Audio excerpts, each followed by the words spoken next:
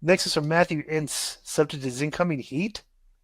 I'm writing this on July 5th before SmackDown, so I have no idea if Roman Reigns turns on SmackDown tonight or Money in the Bank yet, which leads to my question. From watching the WrestleMania 40 documentary on YouTube, it really just hammered one thing home. Cody Rhodes is a full-on 100% uncut mark for himself. Unless that whole thing was a work, he really was fine with sabotaging The Rock versus Roman simply because he wanted to finish his fake fighting storyline. Apparently, that was more important than the biggest box office match in history. The question, with Roman coming back soon, he's obviously going to be a babyface, and people are going to go nuts for it. Does the K100 crew think, why does he put this in capital letters? Does K100 crew think that Roman will take Cody's spot as the number one babyface and lead to backstage issues for Cody and his ego? He doesn't like not being the main focus. P.S. I just listened to your Raw review on YouTube. Konnan was giving up some really insightful opinions and interesting takes on stuff. Disco's replies, yeah, or right. What chemistry? Let's suspend this guy. Matthew Nins 1 week. Yeah. For saying that because if I'm saying yeah and right, I'm just acknowledging what Konnan's saying. And he's trying to spin that as a negative. So I think he wants more input from you because sometimes like it feels like you just want to get rid of the reviews and you speed read through them. And then when I make a comment, you're like, yeah, right. And you just want to get to the next one. And I think people want to hear something more out of you.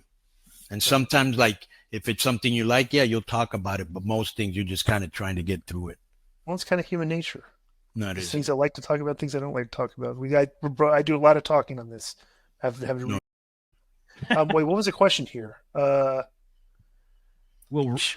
yeah. Okay, so this is going to be very interesting because Cody is a full-fledged number one babyface, gets cheered every night, regardless, and they're doing great business.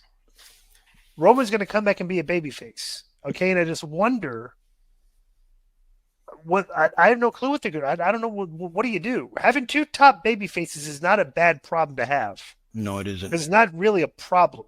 The only problem is going to be between the top two baby faces, because you could book a lot of good TV if you have two super over baby faces. Yeah, I think Cody's been in the business long enough, and he's been the number one guy for at least 2 years, right?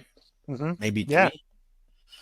And that he knows it's Roman Reigns. It isn't some Johnny come lately. It's a guy that really helped turn around the company way before Cody was there, who's part of a great storyline that's endured for over 2 years, right?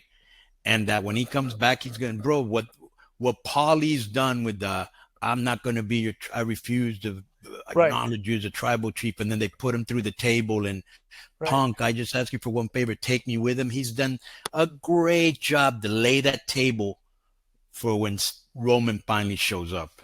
And he's going to be over, and I think he's going to be more over than Cody. And Cody's going to have to understand, I had my run. I'm still one of the top guys. There's nothing wrong with being number 2, a strong number 2 or 1A.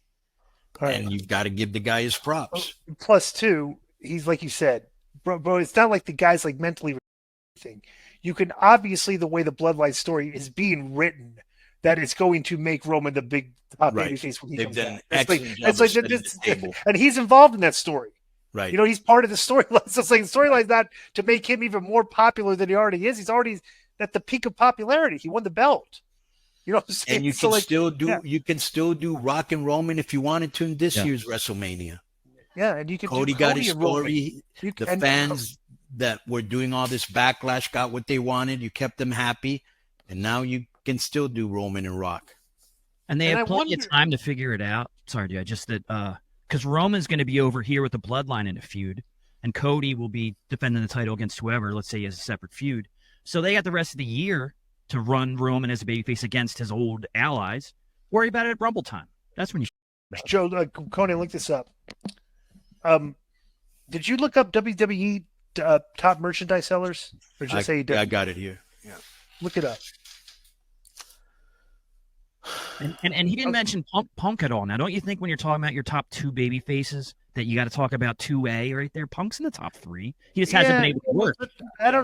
Punk's polarizing though because he has a cult of specific fans that follow him.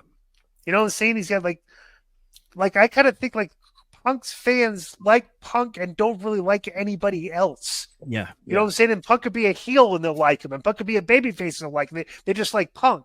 You know what I'm saying? But this is interesting. I was gonna say, I just thought of this, right? Is we're gonna find out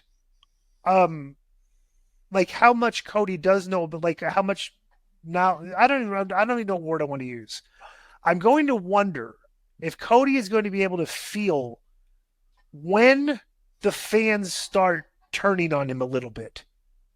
Like, and he starts hearing the boos. You know, because like the thing with us is like, you know, Hogan was getting booed. Remember Konnan, how funny it was when Penzer would read, like Penzer would be in the ring before the Nitros, right? Like 15 minutes before the show starts. And he'd be reading off the names of the people that were going to be on the show.